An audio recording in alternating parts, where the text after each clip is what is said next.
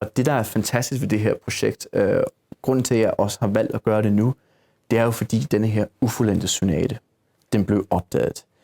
Og det er jo det er jo et Tintin-mysterium, hvis jeg skal sige det sådan med et blink i øjet til Belgien her. Fordi altså en meget lang og pragtfuld historie, fortalt lidt kort, så er der det her manuskript, som var Isais skitsebog. Og den skitsebog er faktisk sjovt nok omtalt i en af Sigetis memoirer. Jeg sige Tintin. Tintins memoir. Nej, men den er beskrevet, så man ved 100%, altså, at den her skitsebog, den var vigtig. Ja. Efter Isais bortgang, så går den så i arv først til en af Isais elever, og den går så videre til en vis Madame Lavergne, som også er derfor, at manuskriptet i vores dag er kendt som Lavergne-manuskriptet. Og hun gik bort for nogle år siden, og arvingerne til det her gav det videre til biblioteket på konservatoriet i Bruxelles. Og mens man bladrede og blandt andet så alle optegningerne til de 6 sonater, som man kendte, ja, så finder man altså også optegningerne til en sonate betegnet som nummer 6, som overhovedet ikke er kendt. Altså, det er her, hvor man... altså, Isai betyder meget for mig. Så da jeg hørte den her historie for første gang, fik jeg sådan lidt kuldegysninger, og min drøm om at lave det her projekt, tænkte jeg, det kunne måske være nu. Det kunne måske være nu, at jeg tillod mig at prøve kræfter med de her værker. Og jeg tror altid, at der kommer til at være delte meninger specifikt om, hvorfor findes den ene sonate, og hvorfor blev den aldrig trykt. Altså, det er beskrevet af Antoine Isai, at skabelsen af de her 6 sonater gik utrolig hurtigt. Efter den der koncert, som Isai hørte, hvor Szigeti spillede Bach. Efterfølgende tog Jean Isai med familien til deres sommerhus i Les Hauts, den lille kystby, der ligger i Belgien. Og altså, Isai gik prompte efter ankomst op på sit værelse og låste sig inde og fik alle måltider sendt op, men ikke have kontakt med nogen som helst. Aftenen efter kommer han ud i fuld bravur og siger, voilà, her er optegnelserne til 6 solosonater for violin. Konceptet. Ja. Så altså, tingene blev skabt meget, meget hurtigt. I Lavergne-manuskriptet ser man på indekssiden, at deroppe i det lille hjørne er skrevet 1, 2, 3, 4, 5 og 6, og så navne ud for, som er blevet simpelthen streget over af Isai. Meget sådan hårdt og intenst. Men man kan godt skimte, hvad det er for nogle navne, der står sådan cirka nedenunder. Og det er ikke de samme navne. Det tror jeg er langt fra. Men det er heller ikke de samme navne, som den endelige liste indeholder.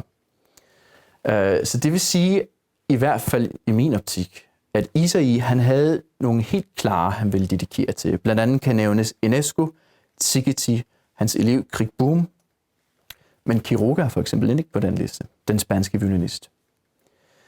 Og man kan se igennem, hvordan han har komponeret og skitset og arbejdet intenst, at der findes først optegnelser til noget af den første, og så kommer lidt af nummer 2, så kommer lidt af nummer 1 igen, og så 3, og så 4, og så kommer den her ukendte 6., hvor der står, altså CCM sonat, altså sonat nummer 6, men uden nogen dedikation.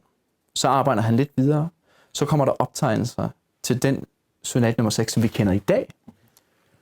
Så sker der ikke noget, så er der et par blanke sider, og så kommer der en ren optegnelse til den ufuldendte sonate. Altså så langt som Isai var nået. Og den er faktisk fuldstændig uden fejl. Den stopper bare midt i det hele. Men der er trods alt noteret Quirogas navn for første gang i hele manuskriptet.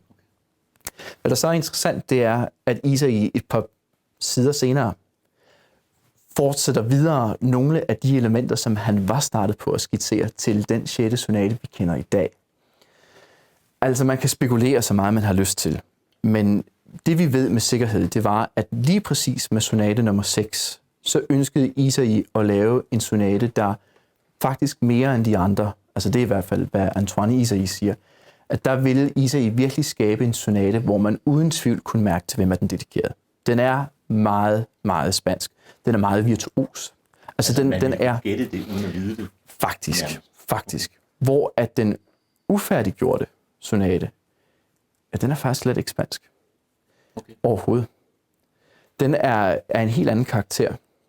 Og i min egen konklusion, så er det, at i Isais forhastelse, altså han har komponeret lige fra hjertet.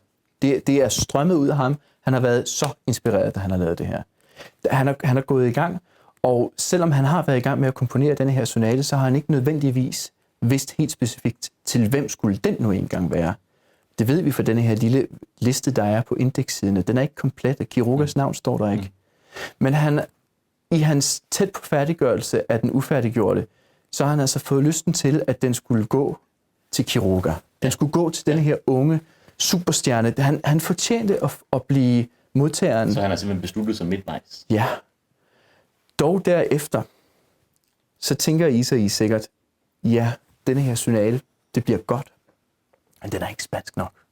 Altså, den er simpelthen ikke nok i Quirogas spanske ånd, som Isai har hørt ham.